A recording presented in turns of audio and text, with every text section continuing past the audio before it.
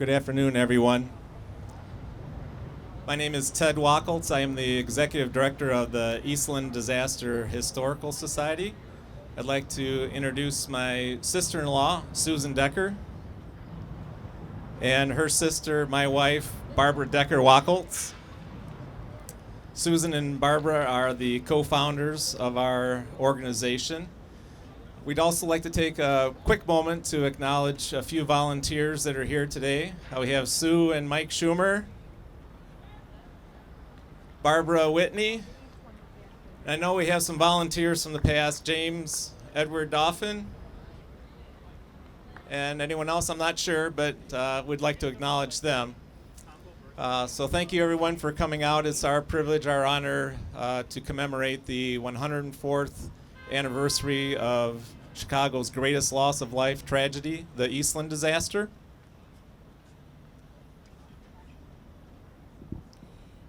Good afternoon. My sister Susan and I grew up hearing the stories of the Eastland disaster because our grandmother, who was 13 years old at the time, survived the tragedy, along with her family, her younger sister Solveig, who was 9, their mother, and their uncle. And it's quite amazing to stand here every year when we're down here and to look at this water and to imagine what our family and so many other people went through. We were one of the fortunate families where we lost no one. All survived, and as we've always said, Susan and I would not be here if our 13-year-old grandmother had not been fighting for her life inside the hull of the Eastland. Her family was trapped on a middle deck for many, many hours, and I remember our grandmother saying that she found solace in the fact that she could look through the porthole and see the sky. Water never went over their heads. They had to tread water. They had to hold on to whatever they could hold on to. And as a 13-year-old, she saw some horrific things. But she wound up living to be 90. She lived a full, vibrant life, still loved the water, helped to teach us how to swim. And again, I look at this and I just can't even imagine what was happening. And when I think of all the people who walk by here every day, thousands and thousands of people who don't know what happened in our great city here, it is worth remembering and remembering all those souls who were lost. And I thank you for being here. Oh, I don't think so. I'm not sure if my cousin Kathy is here. I didn't see her. She is a granddaughter of my great aunt, who was 9 years old. And then our son, Teddy Jr., is here, one of the cameramen. He too would not be here if his great-grandmother had not survived. So, thank you.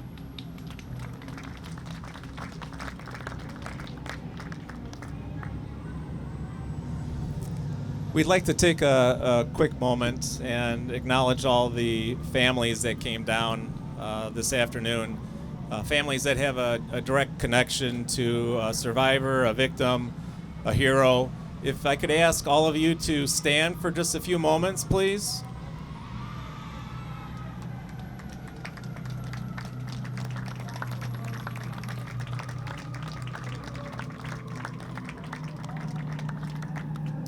One of the things that always crosses our minds is, 104 years ago, the Eastland disaster broke apart thousands of families, and now 104 years later, because we have an organization that's focused on the tragedy, we're able to actually bring those families back together, so that's pretty special for us. There are a handful of other people here I was hoping to acknowledge briefly. Is Alex Revzin here? I don't see him. He had plans to be here. He was one of the 2 young grad students that in 2015 discovered the motion picture footage that was digitized. Klada Moldova, is she here yet? I saw Chuck Vakalik. Chuck? Would you like to stand, please, so everyone can see you?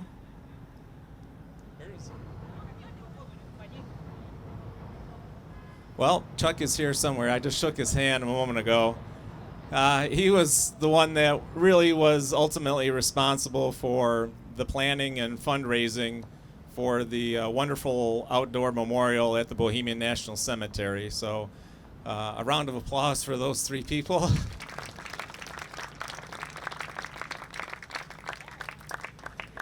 So over the past, we've been down here 20 years now, hosting an annual commemoration ceremony.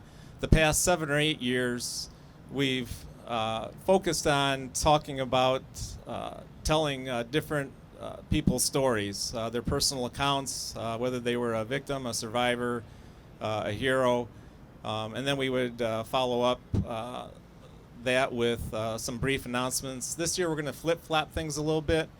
We're going to cover the announcements first, and then we'll transition and hear from a guest that came in that has offered to speak to the group today. So as far as announcements go, I'm not sure how many people here follow us on Facebook or through our email list, but you may have noticed that recently we've been posting more and more about 2 organizations that EDHS has been working with recently.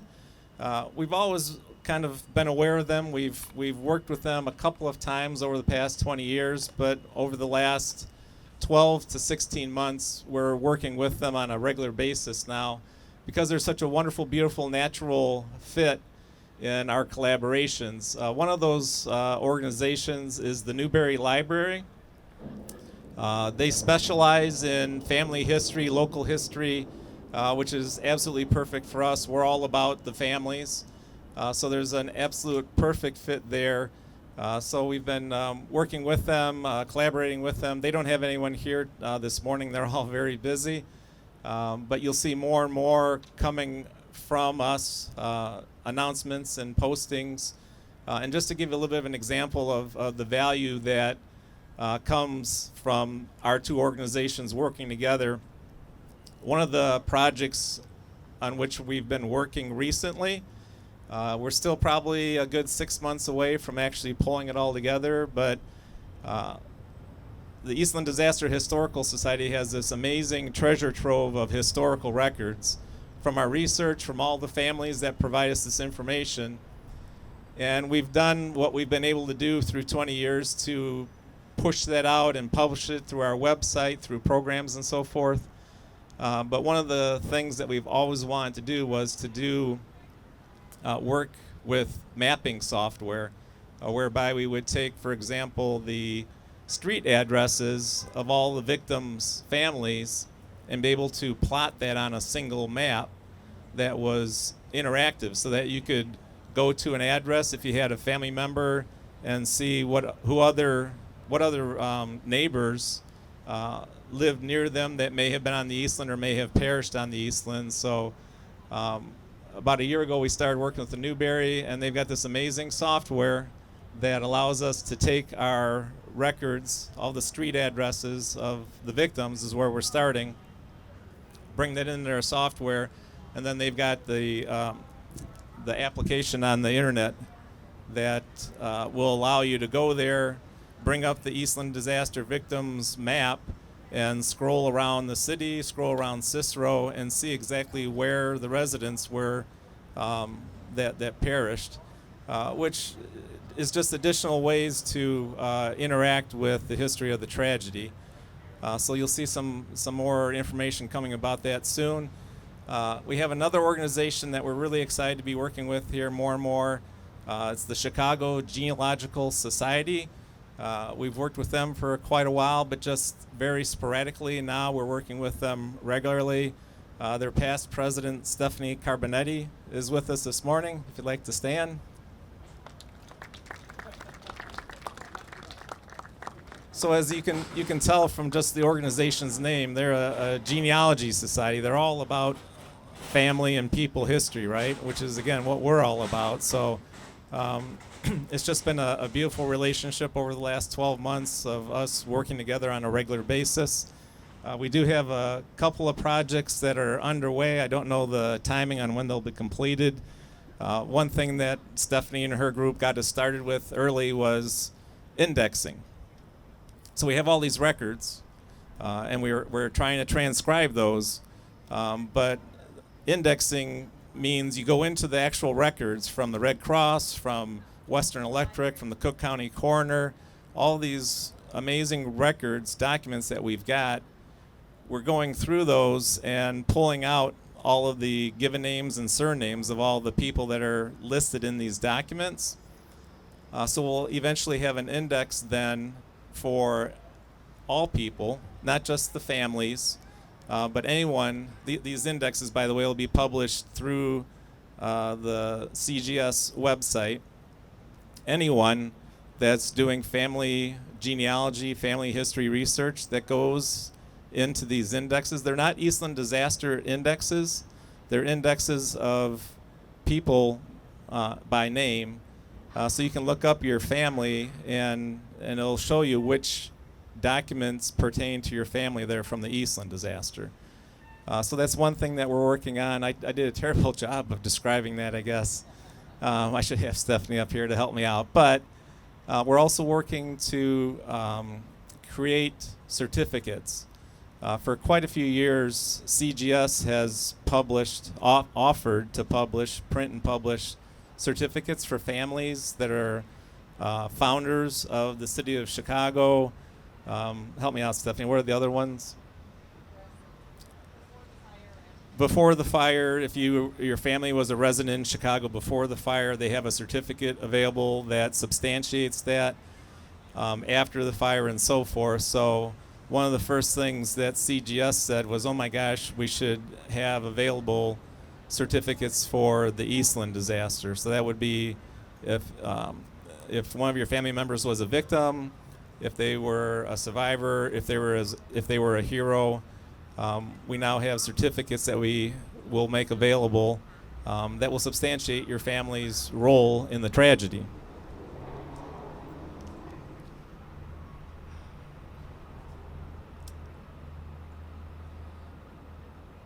Two other announcements. So our friends over in Michigan City, Indiana, at the Historical Society, at the Old Lighthouse Museum, they really embraced the history of the Eastland disaster. So, as we all pretty much know, the Eastland and the other 4 ships were destined for Michigan City for an all-day picnic. They never left that morning. But the folks over in Michigan City at the Historical Society, at the museum, they actually have really embraced their role in the history of the tragedy. They have a museum there. They have a small indoor exhibit about the Eastland disaster, but they also have a really fantastic, very nicely done memorial to the victims of the Eastland disaster. They're hosting their annual ceremony this coming Saturday at 11 o'clock. So anyone that may be headed toward Indiana or toward Michigan, they have a ceremony this Saturday at 11 o'clock. So we actually have 2 ceremonies on an annual basis now to commemorate the Eastland disaster. We also have another announcement. There is a new documentary that was produced. We've talked about that the previous 2 anniversary commemoration ceremonies. This year is our 3rd time discussing it, and I'm really excited to announce that documentary is now completed, and it is premiering tomorrow evening on WTTW in the Chicago area at 8 p.m. The 2 producers, Harvey Moshman and Chuck Coppola, are both here. If they want to stand. Oh, here's Chuck. Harvey's up there. Is Captain Dave here? Chuck? Is Captain Dave here? Harvey and Chuck produced the new documentary. They also worked with us back in 2001 on their very first documentary about the Eastland disaster. So this is their second take on it. The new documentary was funded generously by the Chicago Marine Heritage Society, with Captain Dave Truitt being the chairperson of that organization. So our thanks and gratitude to them for that. The documentary, as I mentioned, is premiering tomorrow evening. There is a schedule for additional broadcasts on the WTTW website. And we also have a DVD on which it'll be available. So tomorrow, if you check our eastlanddisaster.org website, we'll have a link to the website where you can order your copy. There also is another website called eastlanddvd.com. But the documentary will be available on DVD format and also as a download if you don't have a DVD player. And just one comment about the documentary that occurred to me this morning. I've seen it a couple of times now. It's a fantastic production. Chuck and Harvey really get major kudos for doing a fantastic job. It's 90 minutes long. But what I was thinking about that struck me probably the most about the documentary is, and this is again tying back to the families, this I believe is probably the first time that we've had a family that is directly connected to the Eastland disaster that is part of a production that lives in Europe. There's a young mother and her daughter, Eleanor Fitzmaurice and Elizabeth Kirby.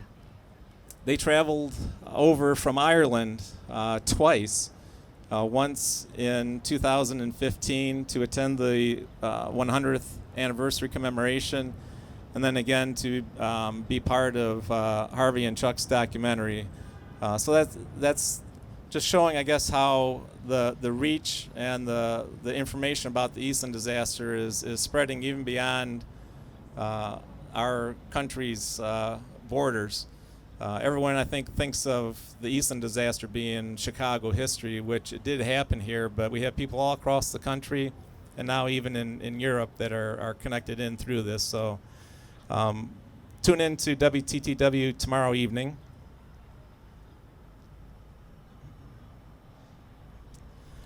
All right, I'm going to introduce a gentleman here in just a moment.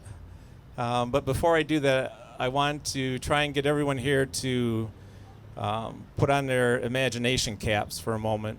I'd like you to think about sitting where you are today in 2019 and imagine looking out over the Riverwalk here, and instead of seeing the beautiful river and the Reed Murdoch Center, what you're looking at is the Eastland. So the ship itself was roughly 4.5 stories tall, so this would have taken it above the bridge level here behind me, and it ran literally all the way from the Clark Street Bridge where I'm standing all the way down to LaSalle. So that's the profile of the ship of the Eastland. Today, with skyscrapers all around us, that would still be an incredibly impressive moment, a ship to see on the Chicago River. Everybody would have their cameras out right now. No one would be listening to me. They'd all be taking pictures of the ship. You'd have to run to the bow, to the front of the ship to be able to get the entire ship in frame. People would be taking selfies with the word Eastland behind it. So it's really hard to imagine unless you force yourself to think about just how big that ship was. So then also imagine jumping into the Chicago River today. If we just asked you all to just kind of come down to the steps here and jump into the river, you know, what that would be like. I'm not sure how many of us would actually do that. And if you flash back to 1915, the river water, the quality of it was nowhere near what it is today, of course. So those are two visual images to try and put in your mind, but now also put the two together and picture both the Eastland in the river, but now rolled over on side. Thousands of people all along the wharf area here, thousands of people fighting for their lives in the water. It's just an unimaginable scene.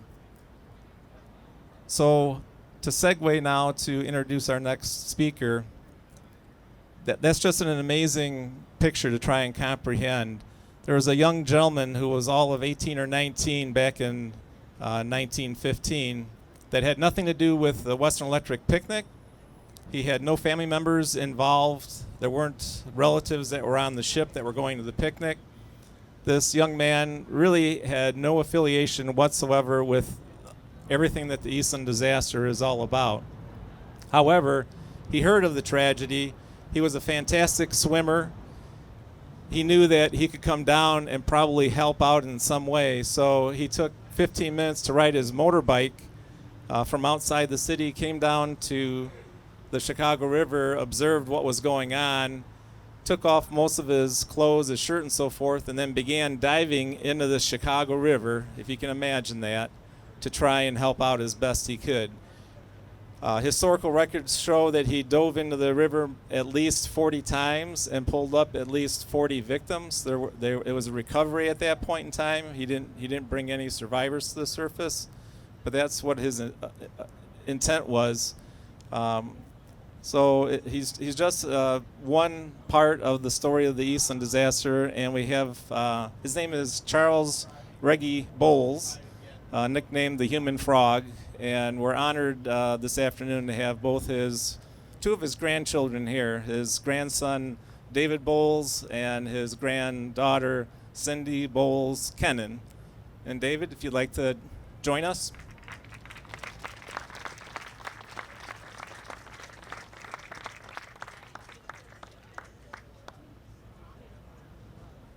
Thank you, Ted. I'm honored to be here today to talk to you. I've been coming to Chicago for the last 16 or 18 years, attending these events every few years.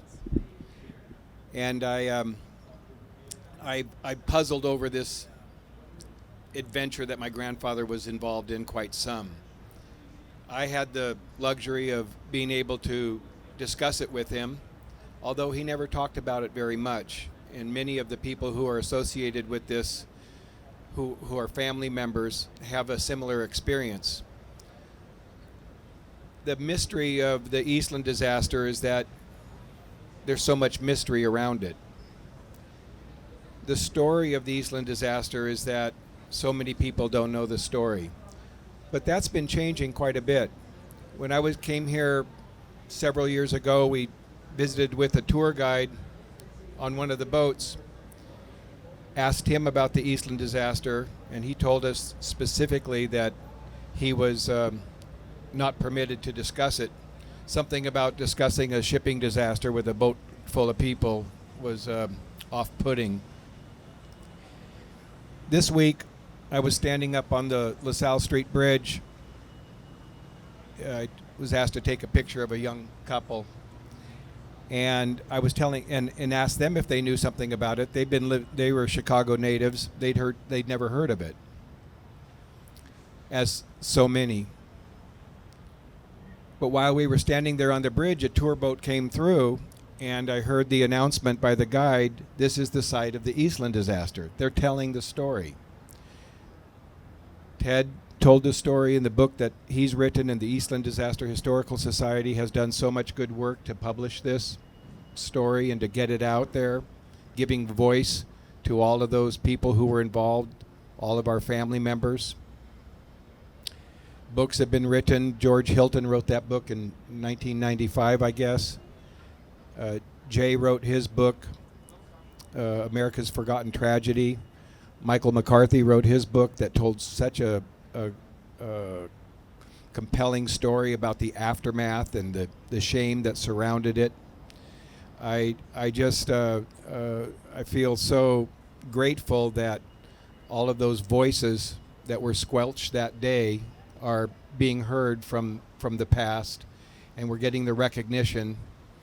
It's history informs us about the actions that we're to take today, and I feel honored to be here and honored to be part of this story. Grandpa, they asked me in the movie that's coming out tomorrow. They asked me about his courage, and I've always said that there's a difference between courage and fearlessness. Grandpa was an adventurer. He didn't think about it much, and he dove into that river. After having punched a cop to break through the cordon, once he got down here, I don't think he had much choice but to dive into the river. But he spent all day going in, and he, we have a name for the aftermath of an experience like so many of our family members had, and the name that we give it now is PTSD. Grandpa was a hero, so they say, but there were hundreds of heroes that day. People profoundly affected by an adventure that nobody would have asked for. Think about, as Ted's created that imagination, think about those 800 people laying out on a deck covered with blankets, 200 children in their own special section, and everybody who was associated with that today would be filing PTSD claims against Western Electric, I think. Anyway, do see the movie. Do download the movie. They've done a fantastic job of expanding this story. Patricia Sutton now has a children's book about it, and I haven't read that. I've only just recently learned about it. The Looking Glass Theater did a musical on it, which originally I thought a musical. It was at Springtime with Hitler in Germany, but they did a fantastic job of conveying the emotional content through song. I just I feel grateful for all of this good work. I got to hear the story. Some of you didn't get to hear the story because your family members perished. It's a pleasure and an honor to be here with you today. Thank you very much.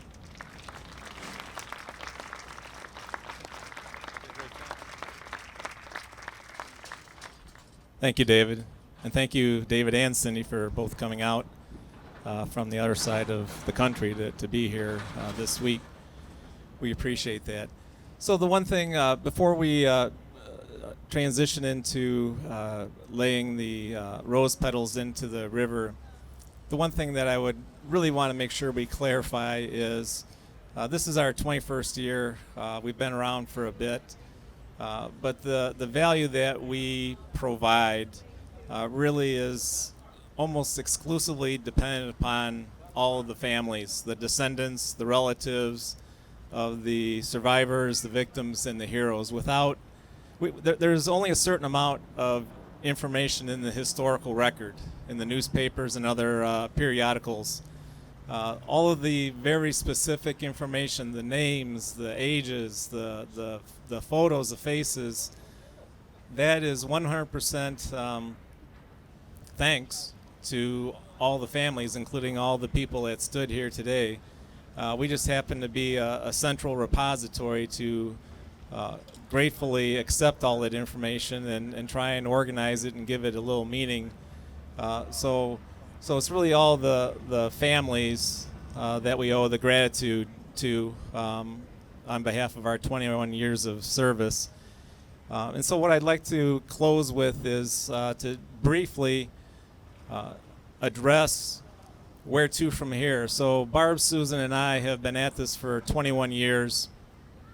We're 21 years older than we were back in 1998 when we started.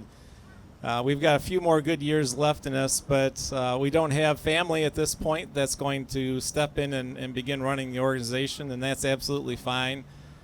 So for the last 2 years, we've been thinking about and planning for the long-term legacy of the Eastland Disaster Historical Society. We've been doing something for 21 years. We want to make sure that the same value is provided, the same service, the same information is provided for the next 2 months, the next 2 years, the next 2 generations. So I don't have an announcement about that today, but I do want to let everyone know that we are working steadily at that. We have been now for almost 2 years doing the proper planning to transition the organization so that it exists for generations to come. You'll have to stay tuned until mid-August. We have a PR agency that we're working with.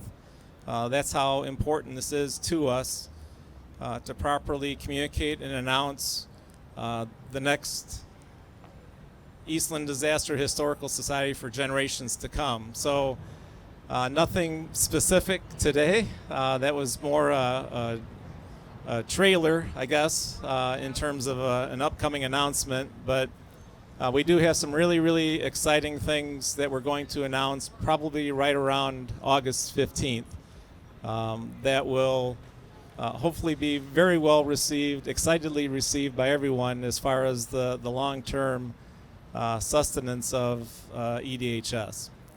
So that's it for our program today.